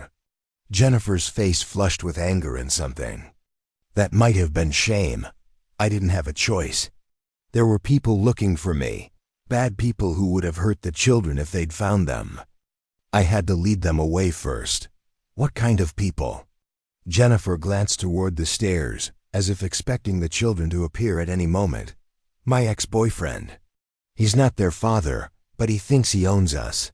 When I tried to leave him, he threatened to take the children, said he'd make sure I never saw them again. So I ran. Marcus studied her face, trying to gauge how much of her story was truth and how much was justification. Why didn't you go to the police? Because Tony has connections. Friends in uniform who would have made sure any report disappeared. I've tried before, and it only made things worse. So you decided to hide your children in a basement and disappear? I decided to keep them safe until I could figure out how to get far enough away that Tony couldn't find us. I was working, saving money, trying to find a place we could start over. Marcus felt a grudging sympathy for Jennifer's situation, but his protective instincts toward the children overrode everything else. They could have died down there. Rose had an infected injury that needed medical attention. They were down to their last scraps of food. But they didn't die, Jennifer said defiantly. They're survivors, just like their mother. And now I'm here to take care of them properly. Where have you been for the past week? Working. Earning money so we could leave town and never have to hide again. Jennifer pulled a roll of cash from her purse, waving it as proof of her efforts. I've got enough for a car, first month's rent somewhere far away, food and clothes for the children. We can leave today. Marcus heard footsteps on the stairs and turned to see Lily peering around the corner, her face pale with conflicting emotions. Behind her, Sam and Rose huddled together, unwilling to fully show themselves, but unable to resist seeing their mother after days of not knowing if she would ever return. Mama? Lily's voice was barely audible. Jennifer's manner changed instantly, her face softening with genuine love and relief. "Baby girl, I'm here. I came back just like I promised. Are you okay? Are Sam and Rose okay?" Lily stepped into view, but she didn't run to her mother the way Marcus might have expected. Instead, she looked back and forth between Jennifer and Marcus with the careful assessment of a child who had learned that adult promises weren't always reliable. "We've been staying with Marcus," Lily said. "He takes care of us." "I can see that," Jennifer said, her voice tight with something that might have been jealousy or resentment. "But you don't need him to take care of you anymore. Mama's here now." Sam and Rose emerged from behind Lily, moving as a unit toward their mother, but stopping just out of reach. Marcus could see the longing in their faces, the natural pull toward the woman who had given birth to them and sung them lullabies. But he could also see uncertainty, the learned wariness of children who had been disappointed before. "Are the bad men gone?" Sam asked. "Yes, baby, they're gone. We're going to go somewhere they can never find us, somewhere we can be happy and safe." Marcus felt like an intruder in a family reunion, but he also felt responsible for protecting the children's interests. "Jennifer, maybe we should call the police and social services. There are people looking for you and the children. If you're really in danger, they can help provide protection." "No," Jennifer's response was sharp and immediate. "No police, no social workers, no government involvement. That's exactly what will lead Tony to us. But the children are already in the system. There are caseworkers involved, court proceedings scheduled. You can't just take them and disappear." "Watch me," Jennifer said, moving toward the children with determination. "Kids, go upstairs and get your things. We're leaving." None of the children moved. They stood frozen between their mother and Marcus, clearly torn between competing loyalties and uncertain about what choice would keep them safest. "Jennifer," Marcus said carefully, "the children have been through a trauma. They need stability, not another upheaval. Maybe you could stay here for a few days, let them adjust to having you back, work with the authorities to resolve the legal issues." "I'm not staying anywhere that puts my children at risk," Jennifer replied. "And I'm certainly not working with authorities who might hand us over to Tony the minute he shows up with a sob story about missing his girlfriend's kids." Marcus realized they were at an impasse. Jennifer was clearly desperate and afraid, operating from a place of panic rather than rational decision-making. But she was also the children's biological mother, and legally, she had rights that trumped Marcus's temporary guardianship. "Lily," Jennifer said, kneeling down to her daughter's level, "tell Sam and Rose to come here. We need to go now, before it gets dark." Lily looked at Marcus with an expression that broke his heart. She was being forced to choose between the mother she loved and the stability she had just begun to trust. At 3 years old, she shouldn't have to make decisions that would affect the rest of her life.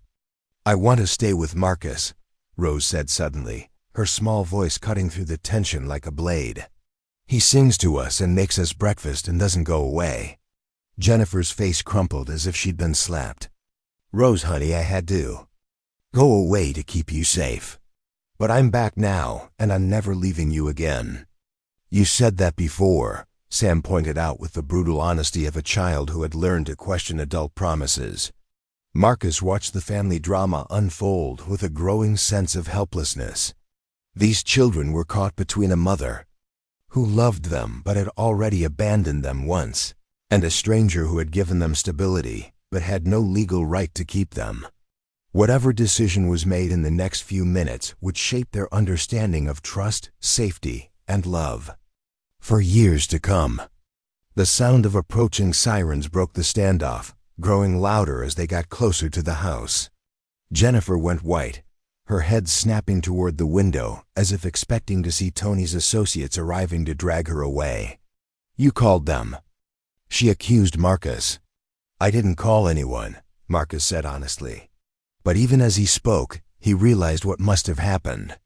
Patricia Williams probably had protocols for situations like this, requirements to notify authorities if biological parents appeared during active custody proceedings.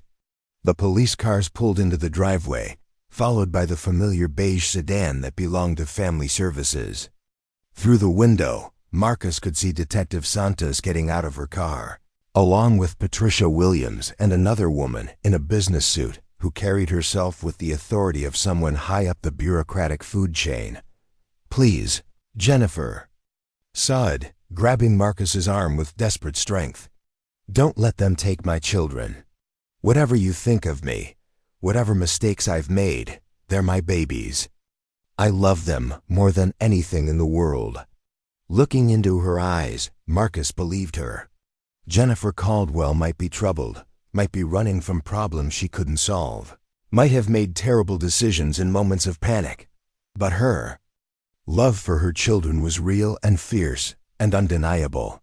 The doorbell rang again, more insistent this time.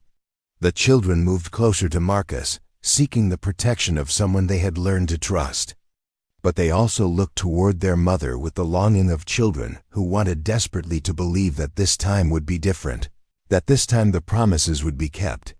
As Marcus walked toward the door to face whatever came next, he realized that the real test wasn't whether he could convince officials that he was qualified to care for 3 traumatized children.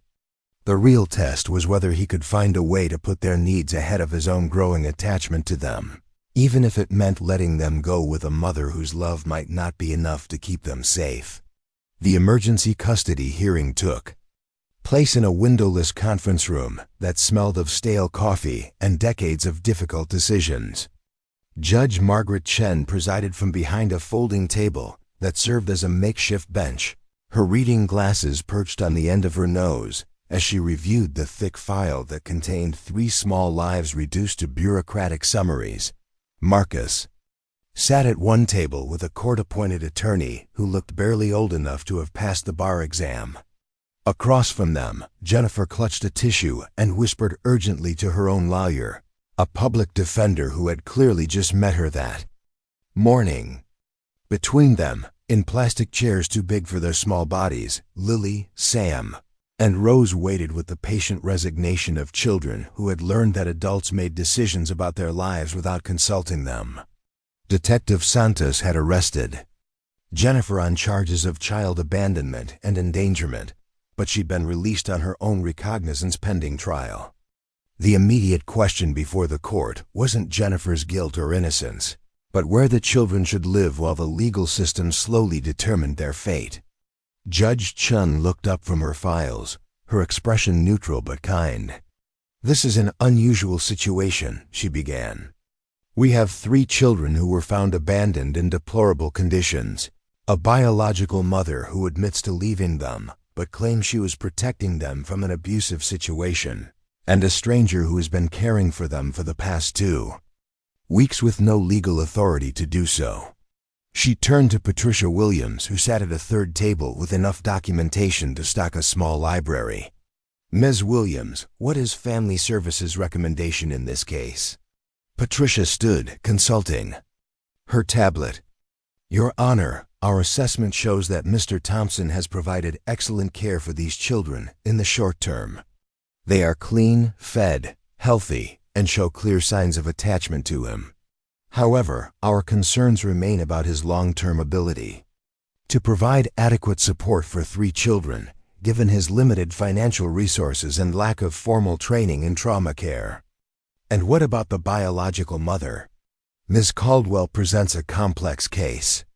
While she clearly loves her children, her decision to abandon them in unsafe conditions raises serious questions about her judgment.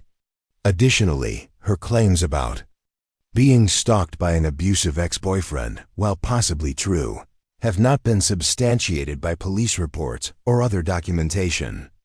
Judge Chun nodded, making notes. Has the alleged abuser been located or questioned? Detective Santos stood.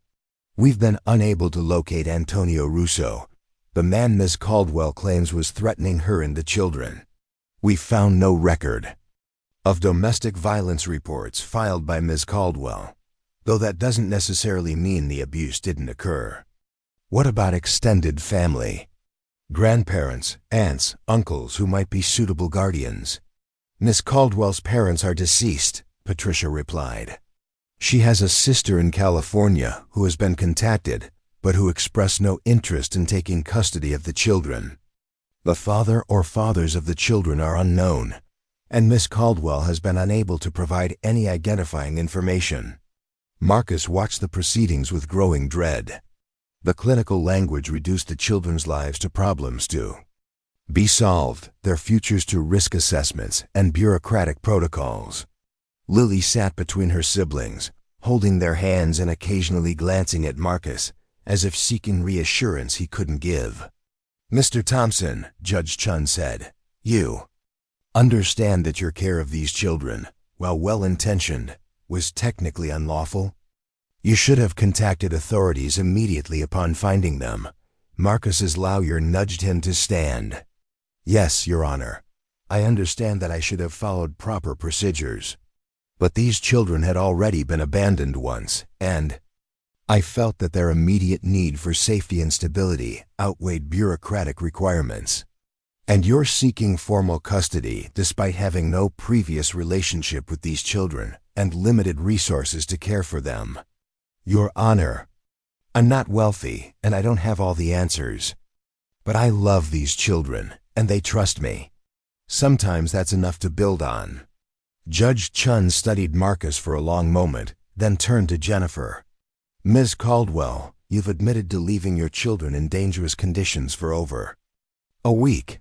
How do you justify this decision? Jennifer stood shakily, her face blotchy from crying. Your Honor, I was trying to protect them.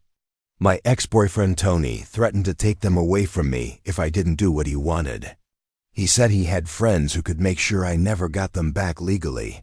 I thought if I could hide them somewhere, safe until I saved enough money to disappear, we could start over somewhere he'd never find us. Why didn't you contact police or social services for help? I tried once before, when Tony first started getting violent. The officer who took my report was one of Tony's friends from high school. Nothing happened to Tony, but suddenly everyone in town seemed to know my business. I couldn't take that risk with my children's safety. Judge Shun made more notes, her expression thoughtful. Ms. Caldwell, even if your fears about this Antonio Russo were justified, abandoning 3-year-old children in a basement was not a reasonable solution. You put their lives at risk. I know, Jennifer whispered. I know it was wrong. But I didn't know what else to do. I've been on my own since I was 16. I've never had anyone to help me, never had anyone to turn to when things got bad.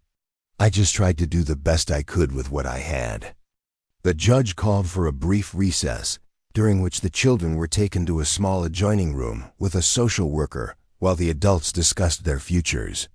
Marcus watched them go with a sinking heart, noting how Lily looked back at him with an expression that seemed to say goodbye.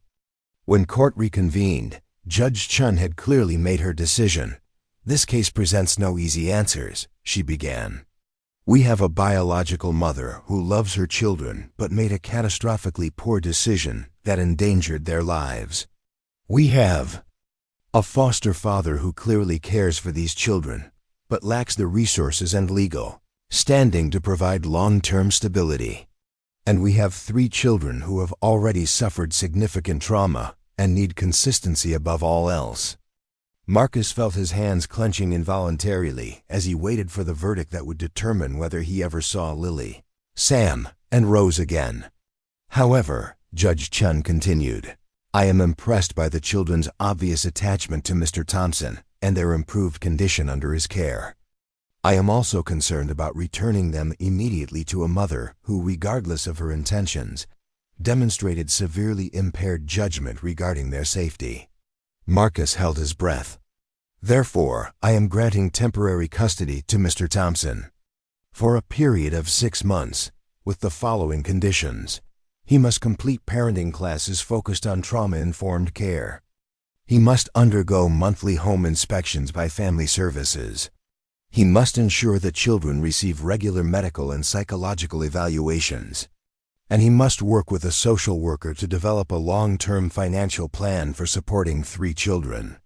Marcus felt dizzy with relief, but Judge Chun wasn't finished. "Ms. Caldwell, you will be allowed supervised visitation with your children twice per week, with the goal of reunification if you can demonstrate stable housing, employment, and resolution of the issues that led to this situation. You must also complete parenting classes and undergo psychological evaluation to address the trauma and poor decision-making that resulted in your children's abandonment." Jennifer sobbed quietly, but she nodded her acceptance of the terms. "I want to be clear," Judge Chun said, looking at both adults. "This arrangement is temporary. In 6 months, I will review this case again. At that time, I will determine whether to extend Mr. Thompson's custody, return the children to their mother, or explore other placement options. The determining factor will be what serves the best interests of these 3 children, not the preferences of the adults involved." After the hearing, Marcus found himself standing in the courthouse parking lot with 3 children who were legally, if temporarily, his responsibility. The relief was overwhelming, but so was the weight of what lay ahead. 6 months to prove he could provide the stability and resources these children needed. 6 months to help them heal from their trauma while building a life that could withstand scrutiny from social workers and judges. Jennifer approached hesitantly, her eyes red from crying. "Can I say goodbye to them before you take them home?" Marcus nodded, stepping back to give her space. Jennifer knelt down and gathered her children in a fierce hug, whispering promises about being better, about earning her way back into their lives, about the day when they would be a family again. "I love you," she told each of them individually. "I know I made mistakes, but I love you more than anything in the world. Be good for Marcus, and I'll see you very soon." The children hugged her back, but Marcus noticed that they didn't cry. When she left, they had learned not to invest too much emotion in goodbyes, not to expect that love alone could prevent the adults in their lives from disappearing. The drive home was quiet, all 4 of them processing what had just happened. Marcus felt the weight of responsibility settling on his shoulders like a heavy coat. These children were his now, at least for the next 6 months. Their safety, their healing, their future development all depended on his ability to learn and grow and become the parent they needed. "Are we going to stay with you forever?" Lily asked from the back seat. Marcus looked at her in the rearview mirror, this 3-year-old who had been forced to grow up too fast, who had kept her siblings alive through determination and love.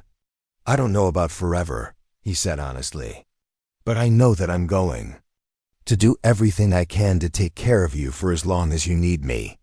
The first month of official custody was a whirlwind of appointments and evaluations. Marcus enrolled in parenting classes at the community center, where he learned about attachment disorders and trauma responses and the importance of consistency in helping children feel secure. He took the children to a pediatric psychologist who specialized in abandonment issues, a cheerful woman named Dr. Sarah Kim, who had a gift for making therapy feel like play. The children's progress was remarkable. Rose's leg healed completely, leaving only a small scar as evidence of her ordeal. Sam began speaking more freely, his natural curiosity emerging as he felt safer to ask questions and explore his environment. Lily slowly began to relax her vigilant protectiveness, allowing herself to be a child instead of a caregiver. But it was the small moments that convinced Marcus he was on the right path. Sam's belly laugh when Marcus made silly faces during bath time. Rose's habit of bringing him dandelions she picked from the yard, as if offering him gifts was the most natural thing in the world. Lily's gradual willingness to ask for help when she couldn't reach something or needed assistance with a task. The visits with Jennifer were difficult for everyone. She was trying to rebuild her life, working at a diner across town and living in a studio apartment that was clean but barely large enough for 1 person, let alone 4. She had completed her parenting classes and was attending therapy to address the trauma and poor decision-making that had led to her children's abandonment. During their supervised visits, Jennifer would arrive with small gifts and elaborate plans for activities, trying to compress weeks of love and attention into 2-hour sessions. The children were always happy to see her, but Marcus noticed that they didn't ask about when they might go home with her. They had learned to live in the present, to accept love when it was offered without expecting it to last. Marcus's own relationship with the children deepened in ways he hadn't expected. When Lily had nightmares about bad men coming to take them away, she sought comfort from Marcus instead of trying to handle her fear alone. When Sam discovered a love for building with blocks, he would proudly show Marcus each construction and beam with pride at the praise he received. When Rose scraped her knee in the backyard, she ran to Marcus for comfort, trusting him to kiss her hurt away and make everything better. It was during the 4th month that Emma finally met her unofficial siblings. The introduction had been planned carefully with Dr. Kim's guidance and Emma's mother Sarah's reluctant approval. Marcus had been honest with Emma about the situation, explaining in age-appropriate terms how he had found 3 children who needed help and how they were staying with him while the courts decided what was best for them.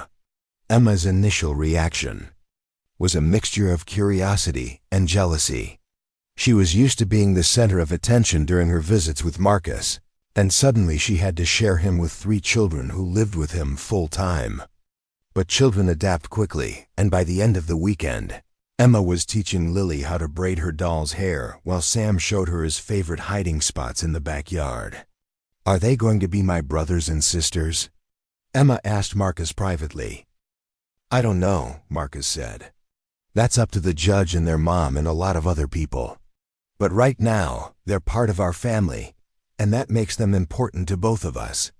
Emma nodded solemnly, processing this information with the seriousness of a 7-year-old trying to understand adult complexities. "I like them," she decided. "Especially Rose. She's funny." The 5th month brought unexpected news. Detective Santos called to inform Marcus that Antonio Russo had been arrested in Nevada on drug trafficking charges. During questioning, he had mentioned Jennifer Caldwell and had made threats about what he would do to her and her brats when he got out. The threats were vague enough that they couldn't be prosecuted, but they lent credibility to Jennifer's claims about fearing for her children's safety. The arrest changed the dynamic of the case significantly. Jennifer's lawyer filed a motion arguing that the original threat had been removed, and that Jennifer should be allowed to petition for immediate reunification with her children. Marcus's lawyer countered that Jennifer still needed to demonstrate long-term stability and that the children's best interests lay in maintaining their current placement. The motion hearing was scheduled for the week before the 6-month review, adding another layer of uncertainty to an already complex situation. Marcus found himself caught between his growing love for the children and his intellectual understanding that they belonged with their biological mother if she could provide adequate care. It was Lily who brought clarity to the situation in the way that children sometimes can. Marcus was helping her get ready for bed when she asked, "What's going to happen to us?" Marcus sat on the edge of her bed, choosing his words carefully. "The judge is going to decide whether you should stay here with me or go live with your mom.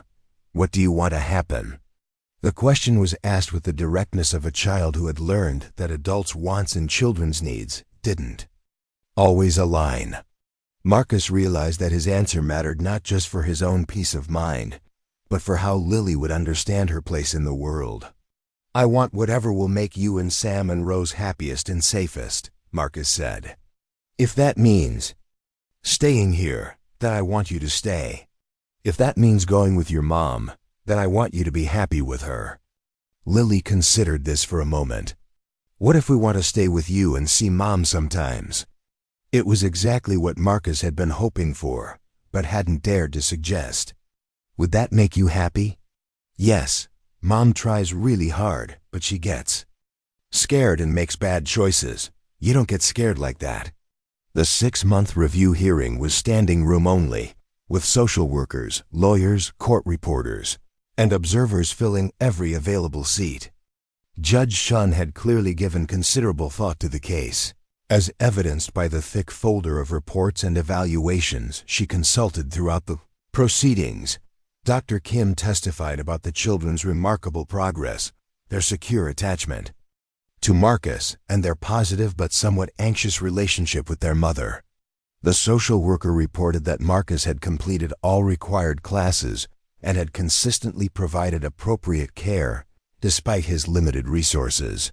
Jennifer's therapist testified about her progress in addressing her trauma and developing better coping strategies. When it was time for the decision, Judge Shun spoke directly to the children, who sat in the front row with a victim's advocate beside them.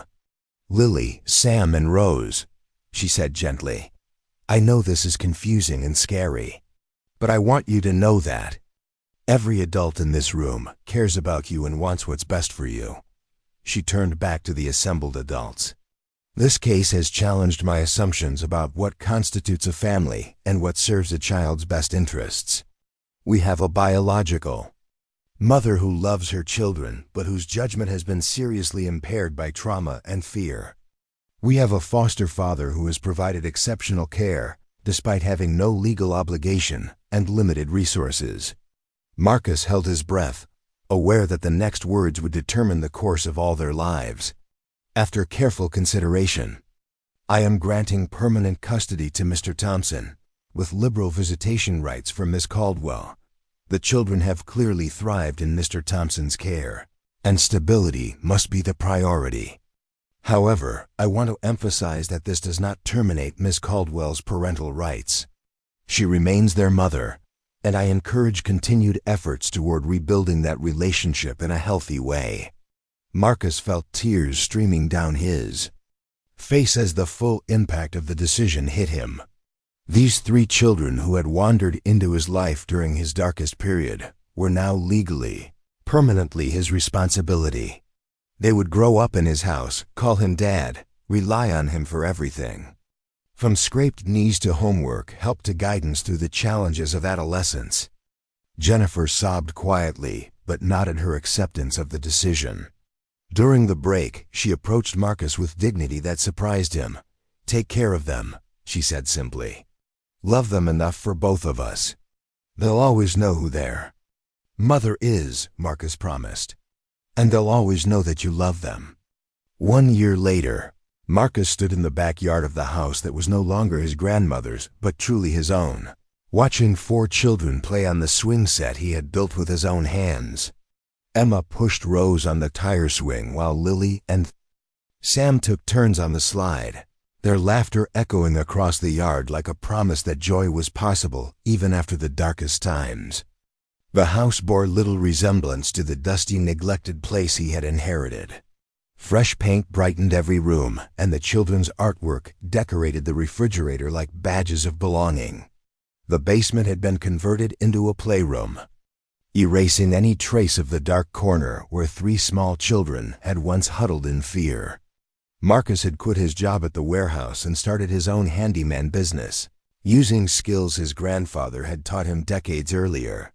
The income was variable but sufficient, especially with the assistance programs Patricia Williams had helped him navigate. More importantly, the flexible schedule allowed him to be present for school plays and doctor's appointments, and the 1,000 small moments that made up a childhood. Jennifer visited every Sunday, taking the children to the park or the library, or sometimes just sitting in the backyard while they played. Her relationship with them was healing slowly, built on consistency rather than intensity. She had moved to a larger apartment and was taking night classes to become a medical assistant, building a life that could someday include more responsibility for her children if she chose to pursue it. The children called Marcus Dad now, a transition that had happened so gradually he couldn't pinpoint when it started. They still remembered their mother and looked forward to their visits with her, but Marcus was the constant in their lives, the one they turned to for comfort and guidance and the security of knowing someone would always be there. As the sun began to set, Marcus called the children inside for dinner, marveling at how normal it all felt. 5 people around a table, sharing food and stories and the easy intimacy of a family that had chosen each other despite having no obligation to do so. "Dad," Lily said as Marcus tucked her into her own bed in her own room, "I'm glad you found us in the basement." "I'm glad too, sweetheart," Marcus replied, kissing her forehead. "I'm glad too." Later that night, after all the children were asleep, Marcus sat on the front porch with a cup of coffee and reflected on the journey that had brought them all to this moment. He thought about the man he had been 2 years ago, broken and directionless, convinced that he had nothing left to offer the world. He thought about 3 terrified children huddled in a basement, surviving on love and determination when the win. Adults in their lives had failed them.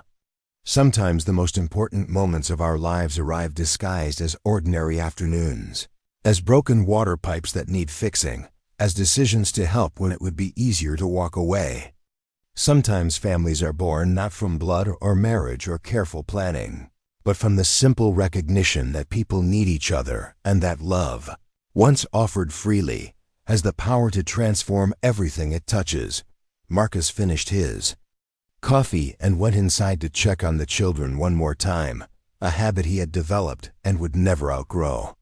In the soft glow of their nightlights, he could see 4 small faces peaceful in sleep, secure in the knowledge that tomorrow would bring the same steady presence, the same unconditional love, the same promise that they would never again have to face the world alone.